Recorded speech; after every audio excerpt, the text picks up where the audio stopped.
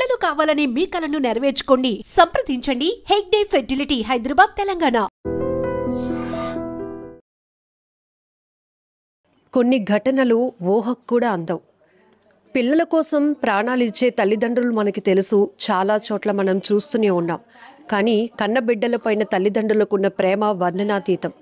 అంటే అమ్మా నాన్న అనే పదానికి మాత్రం ప్రత్యామ్నాయం ఉండదు అంటే ప్రతి ఒక్కరూ యాక్సెప్ట్ చేయాల్సినటువంటి విషయం. కానీ ఆస్తి తగాదాల వల్ల కన్నబిడ్డలే తల్లిదండ్రులను పొట్టను పెట్టుకుంటున్నటువంటి దుస్థితి ఎంత బాధాకరం. ఇలాంటి ఘటనలు చెప్పడానికి కూడా అసలు మాటలు రావటం లేదు. విజయనగరం జిల్లా పూసపాటిరేగ మండలం చల్లవానిపేట పంచాయతీలో ఇక్కడ నిన్న కళ్ళల్లో పనిచేస్తున్నటువంటి ఒక అమ్మా నాన్నని కన్న కొడుకే ట్రాక్టర్తో గుద్ది చంపేశాడు అంటే ఆ మాటలు చెప్పడానికి కూడా అసలు మాటలు రావటం లేదు. హృదయం చలించిపోతోంది. ఒక్కసారి ఏదైతే ప్రమాదం జరిగిందో ఆ ఘటనా స్థలం వద్ద ఉన్న మొత్తం ఊరంతా విషాదంలో ఉండిపోయింది. ఎందుకంటే అప్పటి వరకు పొలంలో పనులు చేస్తున్న వాళ్ళ ఎదురుగుంటా ట్రాక్టర్తో తన కొడుకే ప్రాణాలు తీయడానికి ముందుకు వస్తుంటే ఆ కన్న తల్లిదండ్రులు వాళ్ళ కష్టం కానీ లేకపోతే వాళ్ళ బాధ కూడా వర్ణనాతీతం అని చెప్పాలి.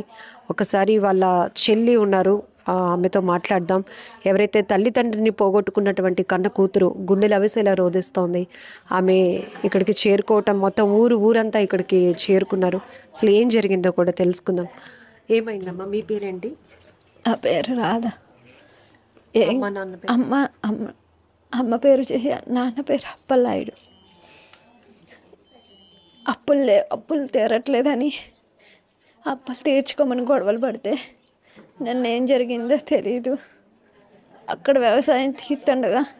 వ్యవసాయంలో పని చేస్తుండగా ట్రాక్టర్ పట్టుకొని వెళ్ళి ఇద్దరిని కలిపి చంపేశాడు. అంతవరకే నాకు తెలుసు. తర్వాత ఏం జరిగిందో కూడా నాకేం తెలీదు. నేను లేను. అంటే మీకేమైనా పొలాలు ఇచ్చారు అన్నటువంటి? అప్పు తీర్చట్లేదు, ఇంటి లోన్ ఉంది, బ్యాంకు వాళ్ళు ఇంటికి వస్తున్నారని నేను 4 విడతలు కట్టాను కాబట్టి నాకు పొలం రాశారు. నేను అప్పు తీరుస్తానని చెప్పబట్టి. ఎంతండి పొలం? 30 సెంట్లు మాత్రమే. ఇప్పుడు అమ్మ వాళ్ళకు ఉన్నది కూడా అదేనా?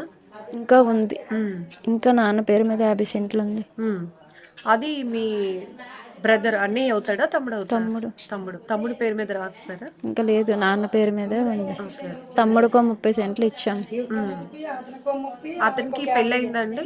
పెళ్ళయింది, భార్య పాప. వాళ్ళు ఎక్కడ ఉంటారు? వేరేగా ఉంటున్నారు. ఇంట్లో నప్పట్లేదని వేరే పెట్టారు పెద్ద మనుషులు. ఏం జరిగింది కరెక్ట్గా? నిన్న వాళ్ళు పొలంకి వెళ్ళారా అమ్మా నాన్న? ఆవులకి రేకులు, అదే వ్యవసాయం మొక్కల్లో రేకులు పీకడానికి వెళ్ళారు అంతే. అంతవరకే తెలుసు.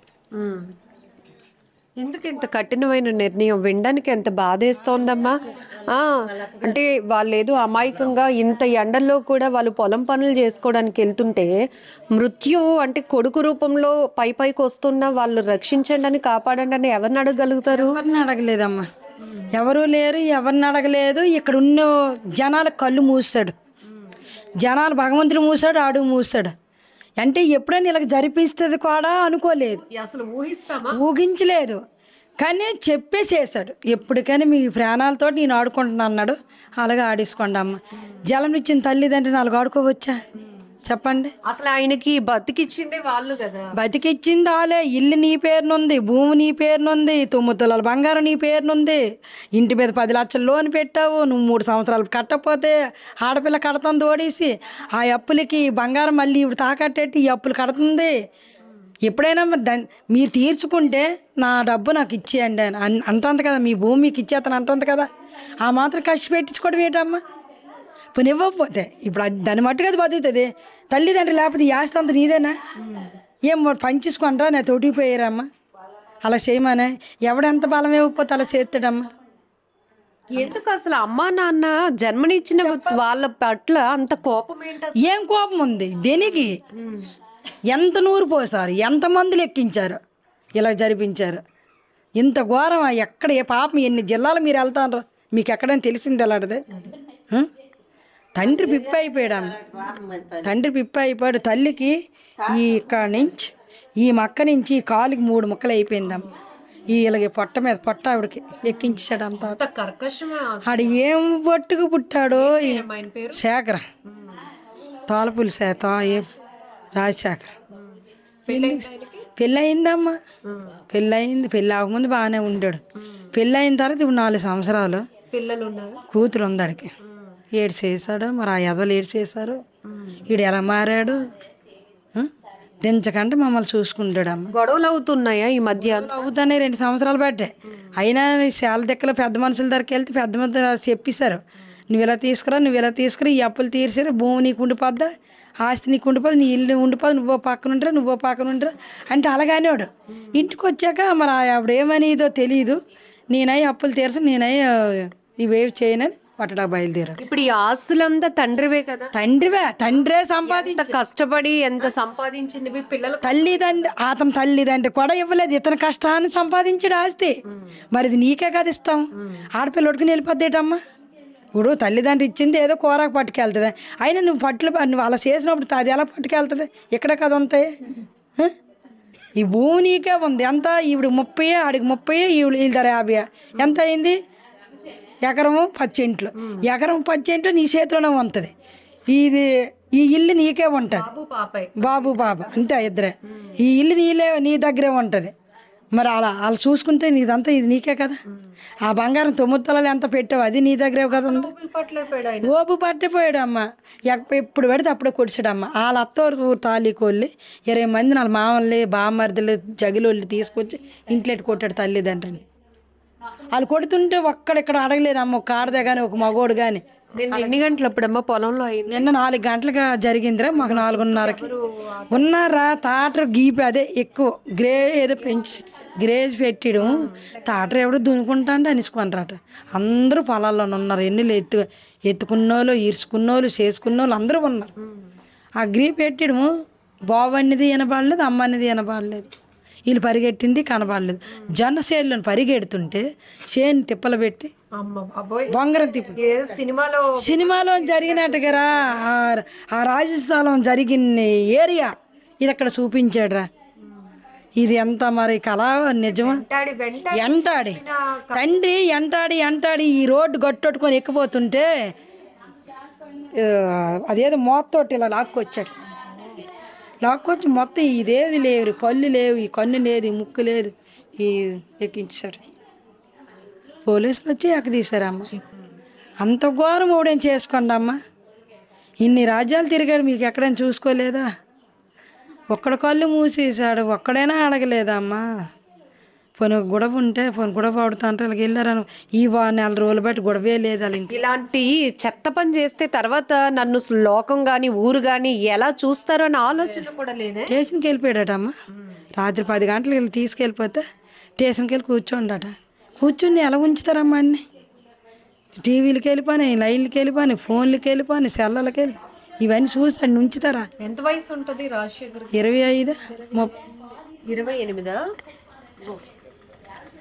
అసలు ఇంకా బోల్డ్ ఫ్యూచర్ ఉంది అతనికి. ఉంది తల్లిదండ్రులు బాగా చూసుకుంటే వాళ్ళు సంపాదించిందంతా కూడా అతనికి మారిదిరా. నా చెల్లెలు నా మారిదే. నాకే ఇంకా ఉన్నాను, వాళ్ళు ఎలాగుంటారా? చేసిన పనికి ఇప్పుడు ఎంతమంది నష్టపోయారు, ఎంతమంది తోడలేకని చేశాడమ్మా. మాకు తండ్రి లేరు, మా ముగ్గురు అప్ప చెల్లెలమే శుభ్రంగా పొందామమ్మా. మా తోడు తీసాడే, మా జట్టు ఎలుగొట్టాడే నాయమ్మా. మీరేమవుతారమ్మా? మా పెద్దనాన్న కూతురమ్మ. అలా నాన్న పెద్దోడు, మా నాన్న చిన్నాడు. అసలు వినడానికి ఎంత భయంగా ఉంది. భయంకరంగా పిల్లలు సాయంత్రం కబురు తెలియగానే మాకే మనసదకలాగా అయిపోయిందమ్మ.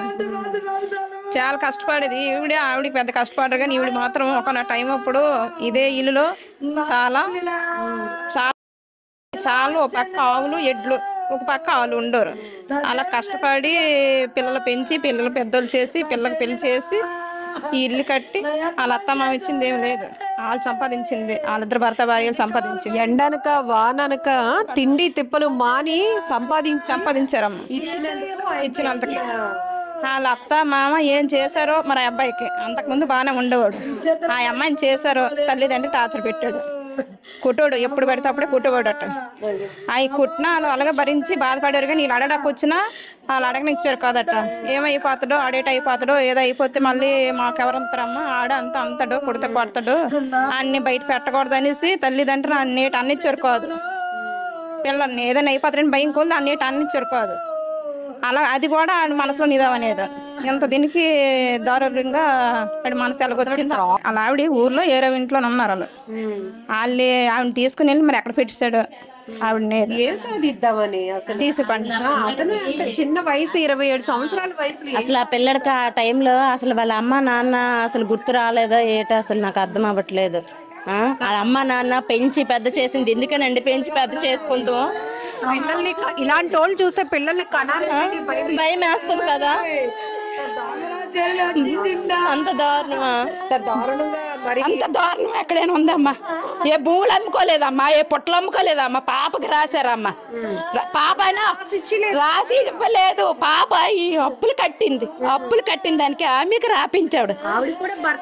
భర్త లేడు అమ్మా. తండ్రి ఒక్క లేదేటమ్మా. తండ్రి ఒక్క లేదా? ఎందుకు ఉండదు? తాత అమ్మమ్మ పిల్లలు చూసే వాళ్ళ కష్టం రాసుకుంటారు. కూతురికి బోల్డ్ చట్టాలు ఉన్నాయి. సగం భూమి కోసం చంపేస్తారా? లేదు కదా, లేదు లేదు. రాసిచ్చిన పూర్తిగా రాసిచ్చిన తల్లిదండ్రులకు అధికారం ఉంది. కొడుకు చూసినప్పుడు ఎవరు ఇల్లు చేసుకోండి రిజిస్ట్రేషన్ 30 సెంట్లు 5 లక్షల కొన్ని భూము ఆడు 30 సెంట్లు ఆడికి రైతు బజార్ డబ్బులు పడతాయని తండ్రి చేయించాడు, ఎక్కించాడు. ఆడుకున్న కూతురికి ఆపిస్తే చంపుతావా? ఆడిని చంపాలా? అన్ని చంపపోతే వినడానికి భయం వేస్తుంది. పొలంలో పరిగెట్టించి అంటే అంత దారుణం. అది తల్లిదండ్రులని చూస్తూ ఉంటాం. అది వినాలి. అది స్క్రిప్ట్. అది ఇది నిజ జీవితంలోనే అంత దారుణం. అది వినడానికి దీనిలో బయట వాళ్ళకి అలాగ ఉందంటే మా పరిస్థితి ఎలాగ ఉంటుంది మీరు ఇమాజినేషన్ చేసుకోండి. కుటుంబ పరిస్థితి చెప్పడానికి కూడా మాటలు రావటం లేదు. వ్యవసాయం చేసి తిండి తిప్పలు మానుకొని ఎండనక వాననక పొలం పనులు చేసుకొని కోట్ల రూపాయలు పిల్లల కోసం సంపాదించి పెట్టిన తర్వాత అవన్నీ రాసిచ్చేలేదనో లేకపోతే ఇంకేం చెప్పాలో కూడా మాటలు రావటం లేదు. వీళ్ళ బాధ ఏడుపు వింటుంటే గుండెలు తరుక్కుపోతోంది. ఆ తల్లిదండ్రులని వెంటాడి అతను ట్రాక్టర్ మీద వచ్చి వాళ్ళని పరిగెత్తించి వాళ్ళు చెప్తున్న మాటలు వింటేనే అసలు మాటలు రావట్లేదు. ఊహకు అందవు. కొన్ని నేరాలు చూస్తుంటే ఎటెళ్ళిపోతోంది సమాజం అనిపిస్తోంది. ట్రాక్టర్ వేసుకొని వచ్చి పొలాలంటే ఆయన్ని తిప్పి ఆ తల్లి తండ్రి నాన్న వద్దు నాన్న కొడుక వద్దు అని బతిమలాడుతున్నా కూడా వినకుండా ఆయన అలా ట్రాక్టర్తో తొక్కించి చంపేశాడు అంటే చాలా భయమేస్తోంది. ఇలాంటి ఘటనలు విన్నప్పుడు చాలా దారుణం.